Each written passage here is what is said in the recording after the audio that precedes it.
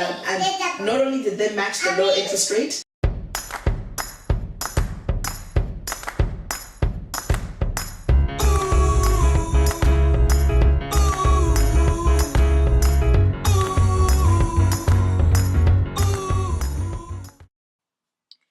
remortgaging. What is it? Remortgaging, also known as refinancing in the US, is basically getting one mortgage to pay off another mortgage. So you can only remortgage if you already own a property.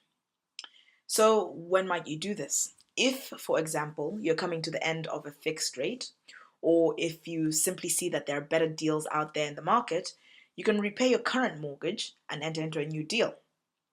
If your existing lender offers you a new deal, don't just accept it on the spot. So for instance, here in the UK, where your fixed rate is typically only 2 or 3 years, you will find that when you're approaching the end of that fixed rate, your lender will write to you or call you and ask if you want to go into another fixed rate or simply remortgage into a different type of rate. I would always recommend that you Google to see if there are better deals out there and use the deals that you find to get a better offer from your existing lender. Don't apply for those mortgages, just ask your lender if they can match what you're seeing on the internet. I have done this in the past myself and saved a fair amount of money. It's better to enter into a new deal with your existing lender because they won't redo background credit checks, for example, which can take a couple of weeks. I've enjoyed reduced arrangement fees and better interest rates by simply doing a Google search and telling my lender that I'm seeing better deals out there. A little story on remortgaging. When I bought my first property with my husband, then boyfriend, it came up for remortgage while I was still in the investment banking industry. And my bank called me up and said, oh, we've got this incredible deal. It's lower than the rate you currently have. Do you want to lock it in? I was just about to say yes, and I said, I'll call you back.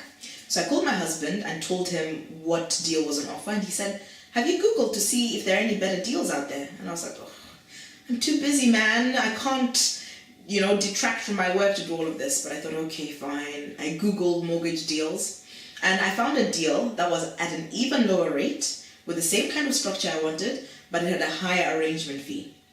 I was happy to pay that higher arrangement fee because when I did my calculations, the lower rate actually made you a bigger profit than the higher arrangement fee. I call my bank up and say, hey, X bank has this deal, it's a lower rate, and I'll be happy to enter into that lower rate with you if you can offer the same, even if you give me the higher arrangement fee. And my bank said, okay, we'll give you the lower rate, and in fact, we won't give you the higher arrangement fee. You can pay the same arrangement fee we were always going to charge you. And this was a difference of about £500. So my current bank was going to charge me, say, 2.6% with a £500 charge to enter into that deal. The new bank had something like 2.4%, and trust me, 0.2% is a big difference, and they were going to charge me £1,000. These are not the exact numbers, but it was something like that. In the end, I got the 2.4% with my existing bank, and I still only paid £500 for entering into that deal. And all it took was a single phone call that was less than 10 minutes long, and I saved a bucket load of money. So just make sure you compare banks and you make sure competing banks know about what other banks are doing, and you're sure to win. Buy-to-let mortgages.